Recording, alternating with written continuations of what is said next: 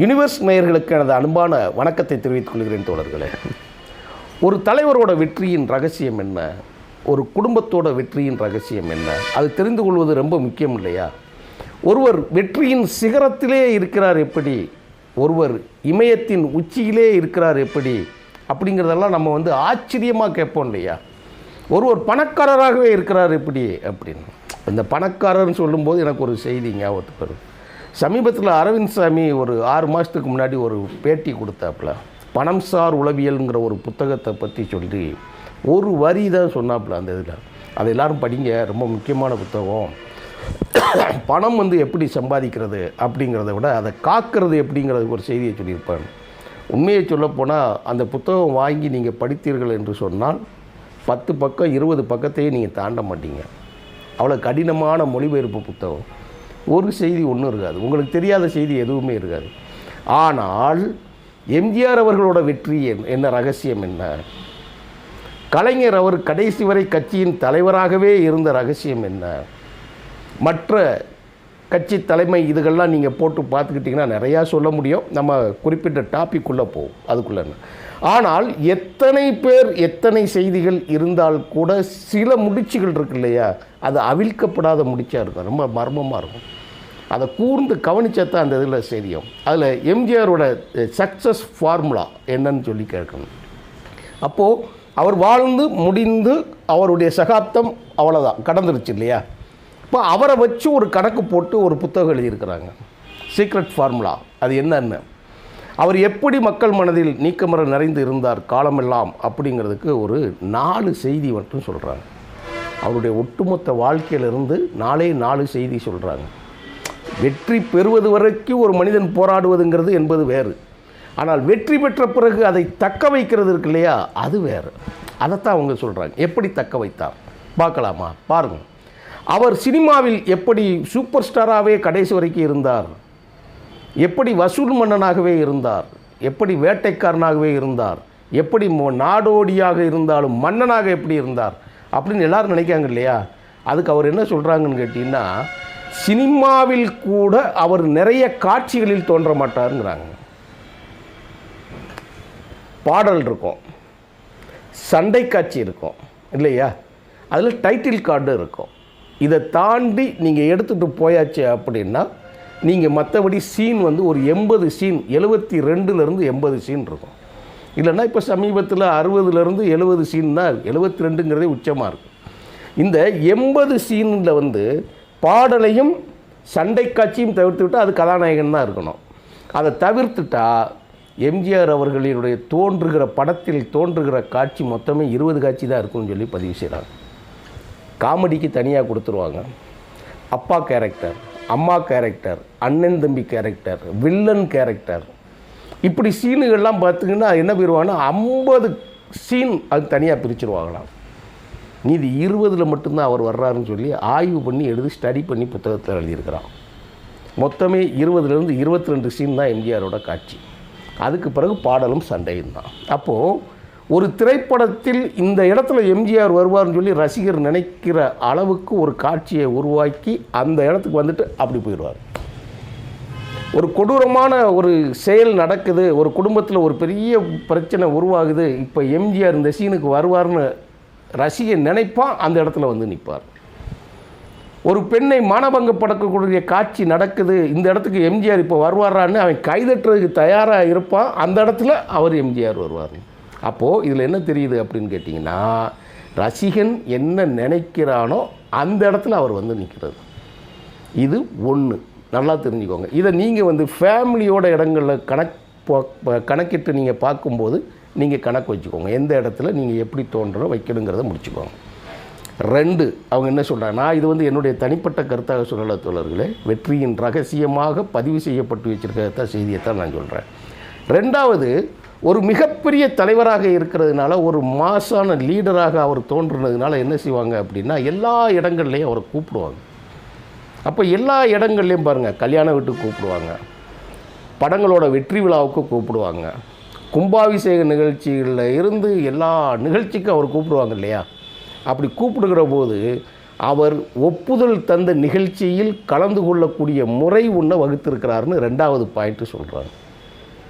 இப்போது ஒரு இலக்கிய நிகழ்ச்சியாக இருந்தாலும் சரி, கோவில் நிகழ்ச்சிகளாக, அதாவது கோவிலுங்கிறது அவர் எந்த கோவிலுக்கும் போனது கிடையாது, இது கிடையாது, பொது நிகழ்ச்சிகள் எதுவாக இருந்தாலும் சரி, திருமண நிகழ்ச்சியாக இருந்தாலும் சரி, கரெக்டாக அவர் மேடைக்கு வந்துட்டால் வந்து அடுத்த 10வது நிமிடத்தில் பேச ஆரம்பிச்சிடுவார்.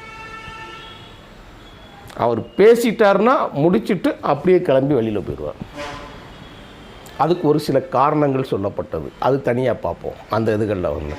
அப்போது பொதுமக்கள் நிகழ்ச்சியில் வந்து அவர் வருவார், அவர் இப்போ வந்துடுவார், அவர் இப்போ பேசுவார் அப்படிங்கிற அந்த காத்திருப்பு நிகழ்ச்சி அதை அப்படியே கதன்னு அவர் வச்சுருக்கிறதா 2வது நிகழ்ச்சியில் சொல்கிறாங்க.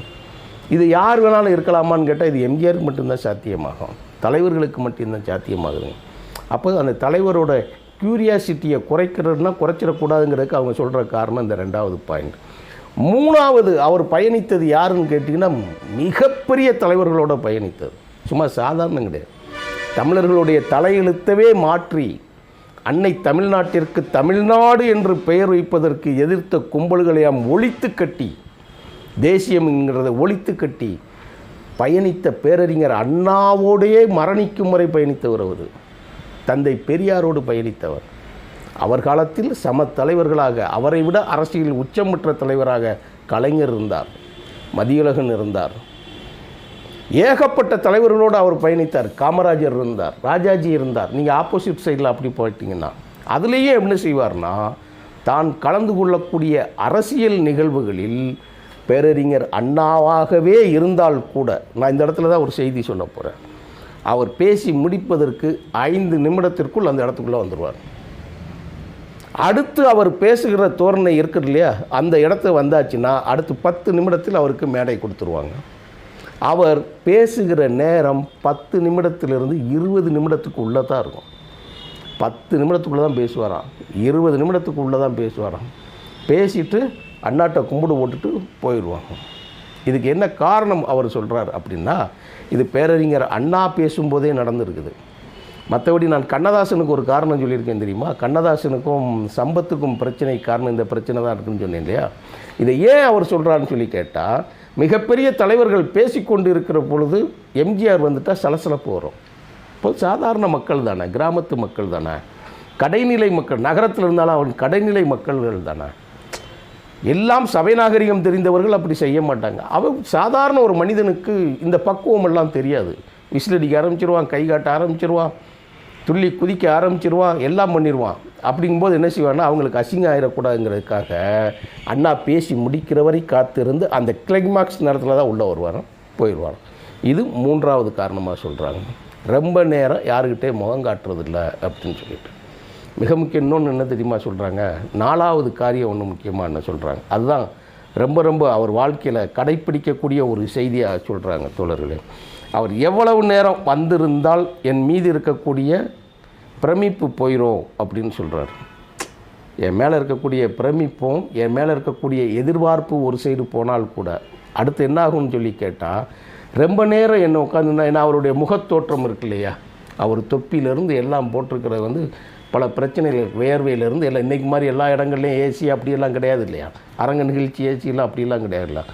அப்போது மக்களிடம் ரொம்ப நேரம் நம்ம இருந்தோம்னா, ரொம்ப நேரம் நம்ம காத்திருந்தோம்னா, நம்ம பார்த்து பழகிட்டாங்கன்னா, நம்ம ஒரு பெரிய இமேஜ் உள்ள நடிகருக்கு அது பாதிப்புன்னு சொல்லி, இது சரியா தவறா என்று நீங்கள் கேட்கக்கூடாது. அது அவர் கடைப்பிடித்த நிகழ்ச்சி. நான் இப்போ சொல்கிறேன்ல, 4வது என்னன்னு சொல்லி, அவர் திரைப்படங்களில் ஒரு பிம்பம் வச்சுருந்தார் இல்லையா, அந்த பிம்பத்தை தன் உடன் இருப்பவர்களோடு அறிந்து கொள்ளக்கூடாதுங்கிற லெவலில் இருந்தார் அவர். சினிமா டைரக்டர் இருக்கார்ல, திரைப்பட டைரக்ஷன் இருப்பார் இல்லையா, சண்டை காட்சிகள் அந்த ஷூட்டிங் எடுக்கிற போது அப்போது முன்ன பின்ன இருக்கும் இல்லையா, ஒரு டம்மி போடுவாங்க, கீழே விழுகிற மாதிரி நடிப்பாங்க, இதுகளில் அது ஒரு டூப் வந்து ஒருத்தாள் நடிப்பாங்க. இதுகளை வந்து ஸ்டண்டுமேனை தவிர அந்த உள்ளுக்குள்ளே எந்த நிகழ்ச்சியுமே யாரையும் வச்சுக்கிட மாட்டாங்க, யாரும் உள்ளே இருக்கக்கூடாது, அவர் டைரக்டரே உள்ளே இருக்கக்கூடாதுன்னு வரோம். அப்போ எப்படி இருக்குன்னு சொல்லி பார்த்துக்கோங்க. டைரக்டர் அந்த சண்டை காட்சியை வந்து மேக்ஸிமம், ஏன்னா இவர் திரைப்படங்களை டைரக்ஷன் பண்ணக்கூடிய நுட்பம் தெரிந்தவர்.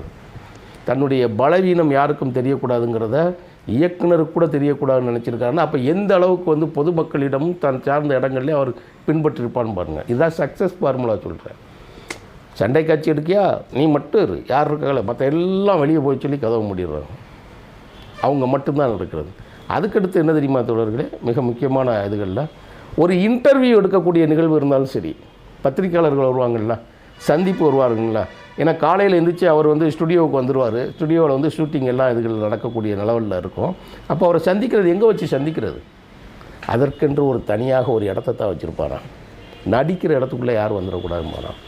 வெளியாளுக, நீங்கள் உள்ளே இருக்கக்கூடிய ஆளுகளை பற்றி இல்லை, வெளியாளுக யாரும் வந்துடக்கூடாது. அவரை வந்து மேக்கப் தோரணையில் பார்க்குறது வந்து ரொம்ப அபூர்வமான ஒரு நிகழ்ச்சி. அவர் நடிக்கிறத யாருமே பார்த்துருக்க மாட்டாங்களாம், பார்க்க முடியாதான். ஃபுல்லாக ஸ்டுடியோ அரங்கத்துக்குள்ளே தான் இருப்பாங்க. சந்திப்போ இல்லை என்றால் ஒரு பத்திரிகைக்கான பேட்டியோ கொடுக்கணும்னா அது தனிப்பட்ட இடத்துல வச்சு தான் நடக்கணும். அப்படிங்கிறத தன் மேல் இருக்கக்கூடிய அந்த பிம்பத்தை சிதைக்காமல் கடைசி வரைக்கும் அவர் பாதுகாத்தார். அதனால தான் அவர் ஒரு எக்ஸ்ட்ரீம் லீடராக அவர் வந்து கடைசி வரைக்கும் இருந்ததுக்கு காரணம் இல்லை. என்ன பார்த்தீங்களா, சினிமாவில் கூட காட்சிகளை தோற்றம் ரொம்ப கம்மியாக வச்சுக்கிறது, ரொம்ப குறைந்த சீன், சண்டை பாடல் அதே உங்களுக்கு நிறைஞ்சிரும்ல. சண்டை காட்சியும் பாடலும் பார்த்திங்கன்னா அதே 40 நிமிஷத்துக்கிட்ட போயிடும். 5 பாட்டுன்னு என்னாச்சு, 6 பாட்டுன்னு என்னாச்சு, 6 30 சண்டை, 5 நிமிஷம் 4 சண்டைன்னு என்னாச்சு. நீங்கள் படத்தை பிரித்து பார்த்தீங்கன்னா மொத்தமே காட்சி 70. ஒரு சினிமா எடுக்கிறதுக்கு நீங்கள் 70 சீன் இருந்தால் போதும், அவ்வளோதான் சினிமா முழு சீன். இன்றைக்கி 62 சீன் தான், 62 சீனு 24 கிராஃப்ட், அவ்வளோதான் முடிஞ்சு வச்சுங்க படம். அது நீங்கள் பிரித்து பார்த்தீங்கன்னா அது நமக்கே சிரிப்பாக இருக்கும். இது இன்றைக்கி மொத்தமே இவ்வளோ தான். இதுக்கு இன்றைக்கி 200 கோடி ரூபா பணம் வாங்கினா 300, அப்புறம் நண்டு கொளுத்தா வலையில் இருக்குமா, வெளியில் வரும் இல்லையா. அவங்க அப்படி கிடையாது இல்லை. ஆனால் எம்ஜிஆர் அவர்கள் தோற்ற பொலிவிற்காக அவர் செஞ்ச சேவை இருக்கு இல்லையா, அவர் வாங்குகிற பணம் அனைத்தும் வாங்குகிற இடத்துலையே போடுவார். ஏழையாக இருக்கிறவருக்கே கொடுத்து முடித்து வெறுங்கையோடு போயிட்டு, ஏன்னா வாழ்க்கை இதுதான் சொல்லி அவர் புரிஞ்சுக்கிட்டார், வச்சுக்கிட்டார். 2வது, பொது நிகழ்ச்சிகளில் அதிக நேரம் தோன்றுவதில்லை. அரசியல் கட்சிகள் தலைவர்கள் இருந்தால் கூட அந்த பேசுகிற நேரம் பேசிட்டு, பேசுகிற செய்தியை கூட அளவோடு பேசிட்டு அப்படியே கிளம்பி போயிடுவாங்க. 4வது, சண்டை காட்சியில் கூட இயக்குநர்கள்ட்ட கூட தன்னுடைய பலவீனத்தை காட்ட மாட்டாராம். அதெல்லாம் சந்திப்பு நிகழ்ச்சி கூட ஷூட்டிங் பார்ட்டுக்குள்ளே வரக்கூடாதுங்கிறது. அந்த படம்ங்கிற இருக்கு இல்லையா, ஏன்னா அவருடைய முதலீடு என்ன, எம்ஜிஆர் யார், நடிகர். அதில் என்ன நடிகர், சுப்பீரியர் நடிகர், சூப்பர் ஸ்டார். அப்போது அவருடைய பலவீனம்ங்கிறது திரைப்படத்தில் மட்டும்தான் நீங்கள் பார்க்கணும். அவரை நடிக்கிறத நீங்கள் நேரில் பார்த்துடக்கூடாது, மேக்கப்போடு நீங்கள் பார்த்துடக்கூடாது. அவர் ரொம்ப பேசிடவும் கூடாது, ரொம்ப பேசவும் மாட்டார்.